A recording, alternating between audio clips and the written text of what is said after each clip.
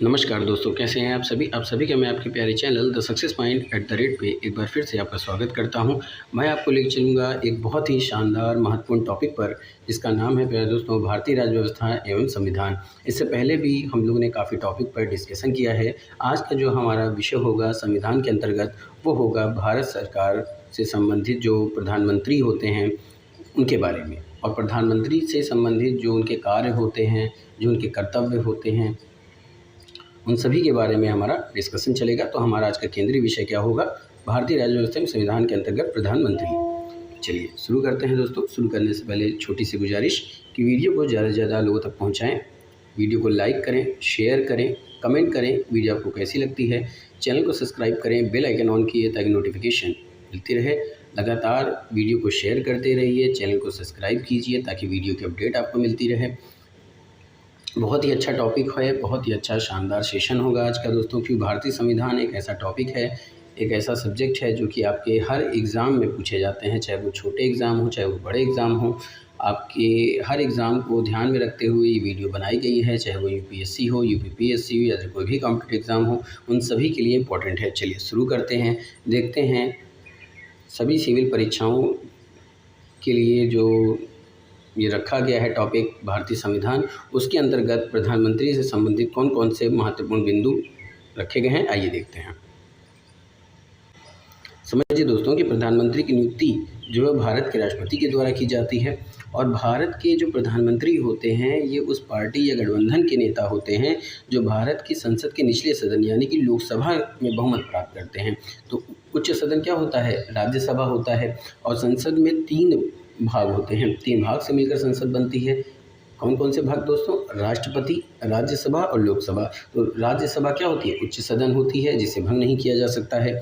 लोकसभा क्या होती है? तो लोकसभा दोस्तों निम्न सदन होती है और जिसे भंग किया जा सकता है। तो ये जो प्रधानमंत्री होते हैं लोकसभा से चुनकर आते हैं, बहुमत प्राप्त करता है। कहाँ? लोकसभा में बहुमत प्राप्त करता है। किसके द्वारा चुने जाते हैं? तो भारत के प्रधानमंत्री भारत के राष्ट्रपति के द्वारा चुने जाते हैं, राष्ट्रपति द्वारा की जाती है नियुक्ति। ऐसे सुनिए कि प्रधानमंत्री की नियुक्ति किसके द्वारा की जाती है? तो प्रधानमंत्री की नियुक्ति भारत के राष्ट्रपति द्वारा की जाती है। अगला पॉइंट क्या है कि प्रधानमंत्री सरकार के प्रशासन के लिए जिम्मेदार होता है। प्रधानमंत्री क्या होता है?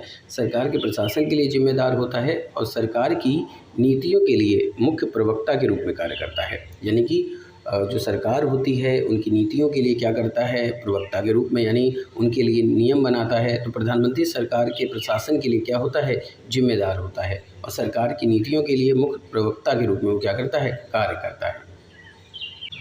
अगर हम बात करें अनुच्छेद 75 के तहत की, तो अनुच्छेद 75 में बात कही गई है कि मंत्रिपरिषद की नियुक्ति राष्ट्रपति द्वारा प्रधानमंत्री की सलाह पर की जाएगी। बात समझिए दोस्तों, अनुच्छेद 75 में बात कही गई है कि जो मंत्रिपरिषद होगी वो की जो नियुक्ति होगी वो राष्ट्रपति द्वारा तो होगी, लेकिन प्रधानमंत्री की सलाह पर की जाएगी।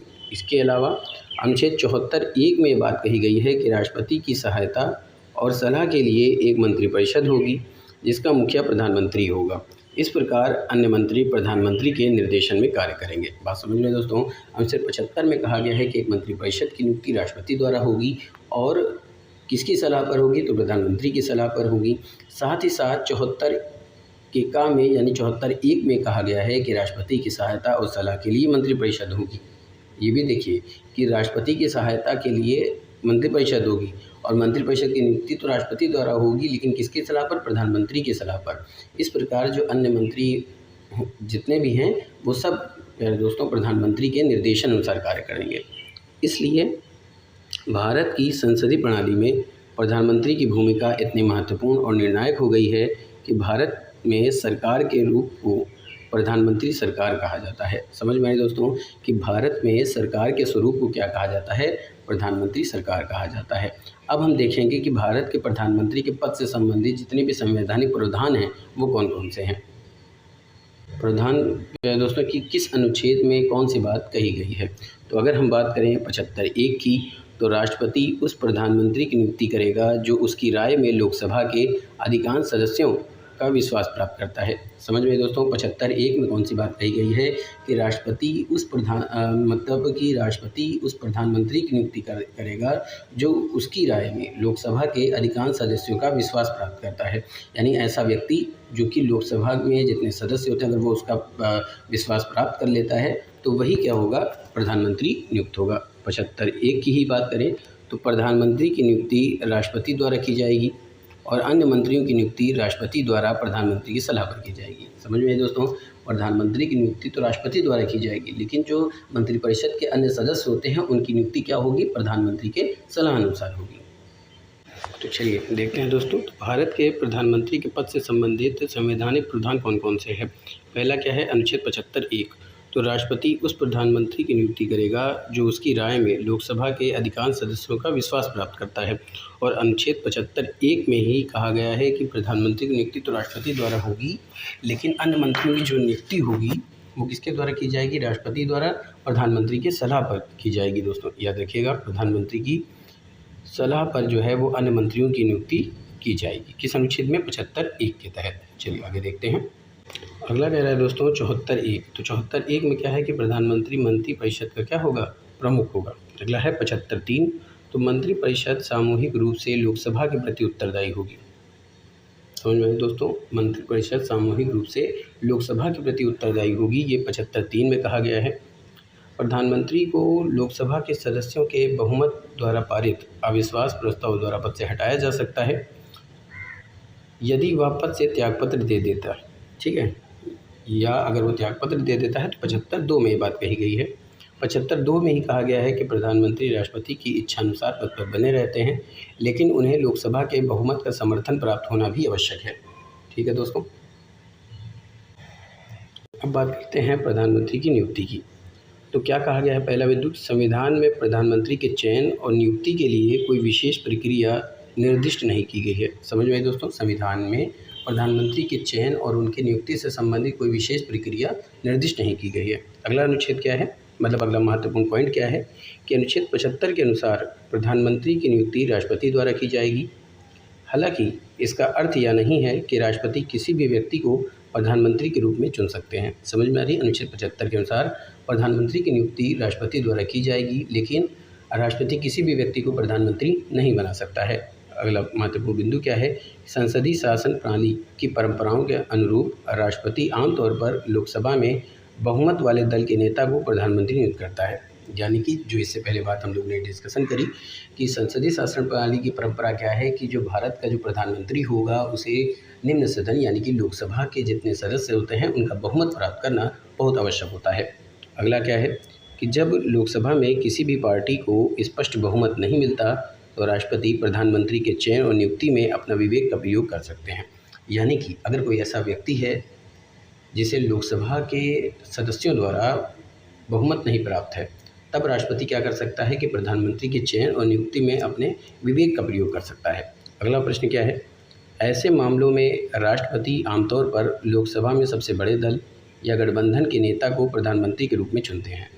बात समझ में आई दोस्तों, ऐसा मामले में क्या होता है कि राष्ट्रपति आमतौर पर लोकसभा में सबसे बड़े दल या गठबंधन के नेता को प्रधानमंत्री के रूप में चुनते हैं। कब, जब लोकसभा में प्रधानमंत्री जिसको बनाना है उसकी जो बहुमत है, अगर उसे क्या मिलता है, लोकसभा के सदस्यों द्वारा बहुमत प्राप्त नहीं होता है, तो ऐसे तौर पर राष्ट्रपति क्या करेगा कि लोकसभा में सबसे बड़े दल या गठबंधन के नेता को प्रधानमंत्री बनाते हैं और अनुरोध करते हैं कि वे 1 महीने के भीतर विश्वास पत्र प्राप्त करें। बस में दोस्तों ऐसा कहा जाता है कि ये जो प्रधानमंत्री जिसको चुना गया है ये क्या करेगा, 1 महीने के अंदर, 1 महीने के भीतर, आप ये भी मान सकते हैं अंदर भी कह सकते हैं, तो 1 महीने के अंदर उसे विश्वास प्राप्त करना होगा। ठीक है, आगे चलते हैं। अगला है दोस्तों शपथ, कार्यकाल और वेतन। पहले शपथ की बात कर लें तो प्रधानमंत्री का जो पद होता है वो ग्रहण करने से पहले राष्ट्रपति निर्वाचित प्रधानमंत्री को पद एवं गोपनीयता की शपथ दिलाते हैं। यानी कि जो प्रधानमंत्री का है पदभार यानी पद है, उसे ग्रहण करने से पहले कोई व्यक्ति क्या करेगा, राष्ट्रपति द्वारा निर्वाचित प्रधानमंत्री को, यानी कि राष्ट्रपति जिस व्यक्ति को प्रधानमंत्री नियुक्त करेगा उसको क्या करेगा, शपथ दिलाएगा। ठीक है, गोपनीयता की क्या करेगा, शपथ दिलाएगा। पद की शपथ के एक भाग के रूप में प्रधानमंत्री शपथ लेते हैं, यानी पद का जो शपथ पत्र है उसका एक भाग में प्रधानमंत्री शपथ लेंगे। भारत के संविधान के प्रति सच्ची श्रद्धा और निष्ठा रखना, भारत की संप्रभुता और अखंडता को बनाए रखने के लिए अपने पद के कर्तव्यों का निष्ठापूर्वक एवं कर्मनिष्ठा से निर्वहन करना तथा संविधान और कानून के अनुसार सभी प्रकार के लोगों के साथ बिना किसी भय या पक्षपात के स्नेह या द्वेष सही व्यवहार करना, ये क्या होता है, प्रधानमंत्री को इस बात की शपथ दिलाई जाती है। कार्यकाल की बात करें तो प्रधानमंत्री का कार्यकाल निश्चित नहीं होता है। प्रधानमंत्री का जो समय निर्धारित होता है वो निश्चित नहीं होता। वे राष्ट्रपति की इच्छा पर ही पद धारण करते हैं। हालांकि इसका मतलब यह नहीं कि राष्ट्रपति प्रधानमंत्री को कभी हटा नहीं सकते। जब तक प्रधानमंत्री को लोकसभा में बहुमत प्राप्त है, राष्ट्रपति उसे बर्खास्त नहीं कर सकता। लेकिन अगर वह लोकसभा का विश्वास खो देते हैं तो उसे इस्तीफा देना होगा, अन्यथा राष्ट्रपति उसे बर्खास्त कर सकते हैं। बात समझ में दोस्तों, प्रधानमंत्री का कार्यकाल कोई निश्चित नहीं है। वह राष्ट्रपति की इच्छानुसार अपने पद पर बने रहते हैं, लेकिन उन्हें हटाया भी जा सकता है। राष्ट्रपति उन्हें हटा सकता है। कब हटा सकता है? जब प्रधानमंत्री को निम्न सदन यानी कि लोकसभा में बहुमत प्राप्त हो, तब तक वो क्या करता है, उसे हटा नहीं सकता। लेकिन अगर प्रधानमंत्री को लोकसभा में बहुमत प्राप्त नहीं है, विश्वास प्राप्त नहीं है, तो लोकसभा का जो प्रधानमंत्री है उसे क्या होगा, जिस व्यक्ति को प्रधानमंत्री चुना गया उसे इस्तीफा देना होगा और राष्ट्रपति उसे बर्खास्त कर सकता है ना। या तो इस्तीफा देगा या फिर क्या होगा, राष्ट्रपति उसे क्या कर सकता है, बर्खास्त कर सकता है। आगे चलते हैं। अब बात आती है वेतन की। तो प्रधानमंत्री का वेतन और लाभ समय समय पर संसद के द्वारा निर्धारित किए जाते हैं। यानी प्रधानमंत्री का जो वेतन है और जो उन्हें मिलने वाले लाभ हैं वो सभी संसद के द्वारा निर्धारित किए जाते हैं। और इसमें संसद सदस्य को दिए जाने वाले मुआवजे और भत्ते के साथ साथ अतिरिक्त भत्ते जैसे कि सत्कार भत्ता, मुफ्त आवास, यात्रा भत्ते और चिकित्सा सुविधाओं तक पहुंच शामिल होती है। यानी जो उन्हें सुविधाएं कौन कौन सी दी जाती हैं, इसमें संसद सदस्य को दिए जाने वाले जो मुआवजे हैं, भत्ते के साथ साथ अतिरिक्त भत्ते, सत्कार भत्ता, मुफ्त आवास, यात्रा भत्ते, चिकित्सा, ये सभी तरह की सुविधाएं उसमें शामिल होती हैं। भारत के जो प्रधानमंत्री उनकी शक्तियों के बारे में बात करें तो भारत के प्रधानमंत्री की जो शक्तियों को मोटे तौर पर निम्नलिखित श्रेणियों में वर्गीकृत किया जा सकता है, यानी कि बांटा जा सकता है। आइए देखते हैं प्रधानमंत्री की कौन कौन सी शक्तियाँ निर्धारित की गई हैं। तो पहला क्या है दोस्तों, कार्यकारी शक्तियाँ। तो प्रधानमंत्री केंद्रीय मंत्रिपरिषद का प्रमुख होता है और सरकार के प्रशासन के लिए उत्तरदायी होता है। यानी सरकार के प्रशासन को कौन निर्देशित करता है, प्रधानमंत्री। वह कैबिनेट बैठकों की अध्यक्षता भी करता है और विभिन्न मंत्रालयों एवं विभागों की गतिविधियों का समन्वय भी करता है। कौन करता है, प्रधानमंत्री। ये उसकी कार्यकारी शक्ति हैं। विधायी शक्तियों की बात करें तो प्रधानमंत्री लोकसभा या राज्यसभा का सदस्य होता है और किसी भी सदन की कार्यवाही में भाग ले सकता है। प्रधानमंत्री लोकसभा में भी भाग ले सकता है, राज्यसभा में भाग ले सकता है। वह संसद के सत्र बुलाने, सत्र अवसान करने और लोकसभा को भंग करने के संबंध में राष्ट्रपति को सलाह देता है। समझ में आई दोस्तों। विधायी शक्तियाँ क्या हैं कि प्रधानमंत्री जो होता है वो किसी सत्र को बुलाने के लिए लोकसभा को भंग करने के संबंध में भी राष्ट्रपति को सलाह दे सकता है। उसकी जो राजनयिक शक्ति हैं उसको देख लेते हैं। तो प्रधानमंत्री अंतर्राष्ट्रीय मंच पर भारत का प्रतिनिधित्व करते हैं। प्रधानमंत्री क्या होते हैं, जो अंतर्राष्ट्रीय मंच होता है उस पर भारत का प्रतिनिधित्व करते हैं और विदेशी देशों के साथ वार्ता भी करते हैं। वे राष्ट्रपति की ओर से विदेशी राजनयिकों और गणमान्य व्यक्तियों का स्वागत भी करते हैं। जो राजनयिक शक्तियाँ वो क्या है, प्रधानमंत्री अंतर्राष्ट्रीय मंच पर भारत का प्रतिनिधित्व करेंगे और विदेशी देशों के साथ वार्ता भी करते हैं। साथ ही राष्ट्रपति की ओर से विदेशी राजनयिकों और जो गणमान्य व्यक्ति हैं उनका स्वागत भी करता है। कौन करता है, प्रधानमंत्री करता है। राष्ट्रपति की जो आपातकालीन शक्ति है वो क्या है कि राष्ट्रीय आपातकाल के समय प्रधानमंत्री भारत की सुरक्षा के लिए किए जाने वाले उपायों पर राष्ट्रपति को सलाह देगा। यानी कि कोई आपातकाल का समय आता है तो प्रधानमंत्री क्या करेगा, भारत की सुरक्षा को ध्यान में रखते हुए कोई उपाय, कोई सुझाव क्या करेगा, राष्ट्रपति को देगा। अगला है नियुक्ति संबंधी शक्तियाँ। प्रधानमंत्री और मंत्रिपरिषद उच्च न्यायपालिका और प्रमुख प्रशासनिक पदों जैसे राज्यपाल, प्रमुख चुनाव आयुक्त, भारत के नियंत्रक एवं मालिका परीक्षक और भारत के महान्यायवादी की नियुक्तियों के संबंध में राष्ट्रपति को क्या देगा, सलाह देगा। वित्तीय शक्तियाँ क्या हैं कि प्रधानमंत्री देश के समग्र आर्थिक और वित्तीय प्रबंधन के लिए जिम्मेदार होता है। उसकी सरकार संसद में वार्षिक बजट को भी पेश करती है और यह सुनिश्चित करती है कि वह पारित हो। ठीक है दोस्तों, प्रधानमंत्री क्या करता है, उसकी सरकार में संसद में वार्षिक बजट पेश किए जाते हैं और यह सुनिश्चित किया जाता है कि ये जो बजट है वो भी पारित किया जाए। अब बात आती है दोस्तों कि भारत के प्रधानमंत्री के कार्य और जिम्मेदारियाँ क्या हैं। तो प्रधानमंत्री केंद्रीय मंत्रिपरिषद के प्रमुख तो होते ही हैं, साथ में भारत सरकार के मुखिया भी होते हैं और सरकार के प्रशासन के लिए जिम्मेदार होते हैं। वे कैबिनेट बैठकों की अध्यक्षता करते हैं और विभिन्न मंत्रालयों और विभागों की गतिविधियों का भी समन्वय करते हैं। मंत्रिपरिषद से संबंधित कुछ बात। केंद्रीय मंत्रिपरिषद के प्रमुख के रूप में प्रधानमंत्री को बहुत सारे कार्य और जिम्मेदारी मिली हुई है। आइए देखते हैं क्या है कि राष्ट्रपति द्वारा मंत्रियों के रूप में नियुक्ति के लिए व्यक्तियों की सिफारिश करना, जो केवल प्रधानमंत्री द्वारा अनुशंसित व्यक्तियों को ही मंत्री नियुक्त कर सकते हैं। राष्ट्रपति द्वारा मंत्रियों के रूप में नियुक्ति के लिए वो एक सिफारिश करता है कि किस व्यक्तियों को मंत्री नियुक्त किया जाए। अगला क्या है, मंत्रियों के बीच विभागों का आवंटन और पुनः आवंटन करना आवश्यक होता है। ये भी क्या करेगा, मंत्रिपरिषद से संबंधित उसके कार्य हैं। अगला क्या है, किसी मंत्री से इस्तीफा मांगना या परस्पर विरोधी राय होने पर राष्ट्रपति को उन्हें बर्खास्त करने की भी सलाह दे सकता है प्रधानमंत्री। अगला क्या है, मंत्रिपरिषद की बैठकों की अध्यक्षता करता है और उसके निर्णय को भी प्रभावित करता है। अगला क्या है, सभी मंत्रियों की गतिविधियों का मार्गदर्शन करना, निर्देशन करना, नियंत्रण करना, समन्वय करना, ये सब प्रधानमंत्री की जिम्मेदारी है। अगला क्या है, पद से इस्तीफा देकर मंत्रिपरिषद को ध्वस्त करना, ये भी उसमें शामिल है। बात समझ में आ रही प्यारे दोस्तों। चलिए आगे देखते हैं कौन से महत्वपूर्ण बिंदुओं पर रखा गया है। अगर अभी तक आपने चैनल को सब्सक्राइब नहीं किया है तो चैनल को सब्सक्राइब कर दीजिए, बेल आइकन ऑन कर दीजिए ताकि वीडियो की अपडेट आपको मिलती रहे। वीडियो को शुरुआत से अंत तक देखें ताकि कोई भी टॉपिक आपको समझने में दिक्कत ना हो। दोस्तों बहुत ही अच्छा, बहुत ही प्यारा सेशन चल रहा है।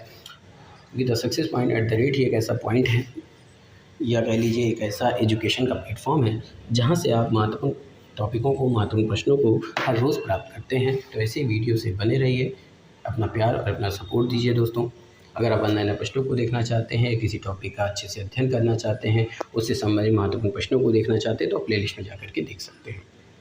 राष्ट्रपति की जो जिम्मेदारी है या जो कार्य है राष्ट्रपति से संबंधित, उसको देख लेते हैं। तो प्रधानमंत्री राष्ट्रपति और मंत्रिपरिषद के बीच का संचार का साधन होता है। अगला क्या है, संघीय मामलों के प्रशासन और विधायी प्रस्तावों के संबंध में मंत्रिपरिषद द्वारा लिए गए सभी निर्णयों से राष्ट्रपति को अवगत कराता है, यानी सामना कराता है, उनके सामने रखता है। प्रधानमंत्री का उत्तरदायित्व है, ठीक है। यानी जो प्रशासन है और विधायी प्रस्तावों के संबंध में मंत्रिपरिषद द्वारा जो भी नियम लिए गए हैं, जो भी निर्णय लिए गए हैं, उसे क्या करेगा, राष्ट्रपति के सामने अवगत कराएगा। अगला क्या है, प्रधानमंत्री भारत के महान्यायवादी, भारत के नियंत्रक एवं मालिका परीक्षक, संघ लोक सेवा आयोग के अध्यक्ष, सदस्यों, चुनाव आयुक्तों, वित्त आयोग के अध्यक्ष एवं सदस्यों आदि जैसे प्रमुख अधिकारियों की नियुक्ति के संबंध में राष्ट्रपति को क्या कर सकता है, मार्गदर्शन प्रदान कर सकता है। आगे देखते हैं संसद से संबंधित क्या है। लोकसभा के नेता के रूप में प्रधानमंत्री को निम्नलिखित कार्य और जिम्मेदारी दी गई है। कौन कौन से, संसद के सत्र को बुलाने के लिए सत्रावसान से संबंधित राष्ट्रपति को सलाह देना, ये भी उसके कार्य और जिम्मेदारी है। किसी भी समय राष्ट्रपति को लोकसभा भंग करने की सिफारिश कर सकता है। सदन में सरकारी नीतियों की घोषणा करना, ये सब क्या है, जो प्रधानमंत्री है ये उसके कर्तव्य हैं, उसकी जिम्मेदारी है। और अन्य कार्य और जिम्मेदारियाँ कौन कौन से दिए गए हैं, तो विभिन्न निकायों जैसे नीति आयोग जो योजना आयोग का उत्तराधिकारी है, राष्ट्रीय एकता परिषद, अंतर राज्य परिषद, राष्ट्रीय जल संसाधन परिषद और अन्य संबंधित निकायों के अध्यक्ष, ठीक है दोस्तों, इसमें शामिल है। अगला है देश की विदेशी नीति को आकार देना, केंद्र सरकार के प्रमुख प्रवक्ता, आपातकाल के दौरान राजनीतिक स्तर पर मुख्य संकट प्रबंधक, राष्ट्र के नेता के रूप में विभिन्न राज्यों में विभिन्न समूहों के लोगों से मिलना तथा उनसे उनके मुद्दों के संबंध में ज्ञापन प्राप्त करना। समझ में आए दोस्तों। अगला क्या है, सत्ताधारी पार्टी का नेता। अगला है सेवाओं के राजनीतिक प्रमुख। अब अगला क्या है, पीएमओ यानी प्रधानमंत्री कार्यालय का कार्य क्या है। कार्यालय है, भारत में प्रधानमंत्री का कार्यालय एक प्रशासनिक निकाय है जो भारत सरकार के प्रबंधन और अपने संवैधानिक, कार्यकारी और प्रशासनिक कार्यों के निष्पादन में प्रधानमंत्री की सहायता करता है। बस समझ में आए दोस्तों। अगला बिंदु क्या है, प्रधानमंत्री कार्यालय भारत सरकार के विभिन्न विभागों और मंत्रालयों के कामकाज में समन्वय स्थापित करने तथा प्रधानमंत्री को विभिन्न नीतिगत एवं प्रशासनिक मामलों पर सलाह देने के लिए जिम्मेदार होता है। ये प्रधानमंत्री के कार्यालय के कार्य हैं। अगला क्या है, प्रधानमंत्री कार्यालय का जो नेतृत्व है वो प्रधानमंत्री के प्रधान सचिव करते हैं तथा इनमें कई अन्य वरिष्ठ अधिकारी भी शामिल होते हैं। कौन कौन से, प्रधानमंत्री को उनके कर्तव्यों में सहायता प्रदान करते हैं। यानी कि उनके कार्यालय का नेतृत्व कौन करता है, प्रधानमंत्री का प्रधान जो सचिव होता है वो इसका नेतृत्व करता है और इसमें अन्य वरिष्ठ अधिकारी भी शामिल होते हैं। अगला बिंदु क्या है कि प्रधानमंत्री कार्यालय के अंतर्गत कार्यरत कुछ विभाग और निकाय कौन कौन से हैं, आइए देखते हैं। परमाणु ऊर्जा विभाग, अंतरिक्ष विभाग, राष्ट्रीय सुरक्षा परिषद, ये सब इसमें शामिल होते हैं। कार्यालय के अंतर्गत ये जो विभाग होते हैं निकाय आते हैं। अब देखते हैं प्रधानमंत्री की शक्ति पर प्रतिबंध। पहला है अविश्वास प्रस्ताव। संसदीय शासन प्रणाली के अंतर्गत यदि प्रधानमंत्री संसद सदस्यों के संतोष के अनुरूप में कार्य नहीं कर रहा है या जिन महत्वाकांक्षाओं के लिए उसे नियुक्त किया गया था उन्हें पूरा नहीं कर रहा है तो संसद सदस्य उस पर अविश्वास प्रस्ताव पारित कर सकते हैं। ऐसी स्थिति में प्रधानमंत्री को इस्तीफा देना पड़ता है। सत्ता से बाहर किए जाने पर क्षमताओं को सीमित कर देता है। अगला है दोस्तों पार्टी लाइन पर चलना। प्रधानमंत्री की पार्टी की एक विचारधारा और नीतिगत मंच है जिसे वे लागू करना चाहते हैं, इसलिए प्रधानमंत्री पार्टी की घोषित नीतियों से हटकर काम नहीं कर सकते। अगला है राष्ट्र अध्यक्ष की सलाह। राष्ट्राध्यक्ष समय समय पर विशिष्ट मुद्दों पर प्रधानमंत्री को सलाह दे सकते हैं। वे देश को प्रभावित करने वाले विशिष्ट तात्कालिक मुद्दों की ओर प्रधानमंत्री का ध्यान भी आकर्षित कर सकते हैं। इस संबंध में प्रधानमंत्री राष्ट्राध्यक्ष द्वारा बाध्य होते हैं। अगला है दोस्तों जनमत। तो प्रधानमंत्री के जनमत से प्रभावित हो सकते प्रधानमंत्री क्या होते हैं, जनमत से प्रभावित हो सकते हैं। ऐसा तब हो सकता है जब वे किसी ऐसी नीति के क्रियान्वयन का नेतृत्व करें जो जनता के हितों के लिए हानिकारक हो। ठीक है, जनता से क्या हो सकते हैं, प्रभावित हो सकते हैं। ऐसा तभी होगा जब वे ऐसी नीति का वो कार्य में ला रहे हैं या ऐसे नेतृत्व के कार्य का नेतृत्व करते हैं जो जनता के हितों के लिए क्या है, हानिकारक है। इसके अलावा प्रधानमंत्री की सलाह गलत कारणों से प्रेस में नहीं आना चाहती। ठीक है, प्रधानमंत्री क्या होती है, गलत सलाह या गलत कारणों के कारण प्रेस में नहीं आना चाहती। इसका अर्थ ये है कि वे जनमत से विवश है। ठीक है, ऐसे इस अर्थ में वे जनमत से क्या है, विवश है। अब देखते हैं प्रधानमंत्री द्वारा सत्ता का दुरुपयोग। प्रधानमंत्री द्वारा सत्ता का दुरुपयोग ये बहुत ही इम्पोर्टेंट पॉइंट हो सकता है दोस्तों। तो शाह समिति की रिपोर्ट 1977 में भारत सरकार ने भारतीय आपातकाल यानी 1975 और 77 के दौरान की गई सभी ज्यादतियों की जांच के लिए एक जांच आयोग का गठन किया था। अगला पॉइंट क्या है दोस्तों कि अपने मंत्रिमंडल के सहयोगियों के से परामर्श न करने के कारण इंदिरा गांधी पर आपातकाल घोषित करने का कोई दायित्व नहीं था और उन्हें ऐसा बिना किसी योग्यता के किया। मंत्रिमंडल के सहयोगियों से परामर्श न करने के कारण इंदिरा गांधी पर आपातकाल घोषित करने का कोई दायित्व नहीं था, लेकिन उन्होंने ऐसा बिना योग्यता के कार्य किया।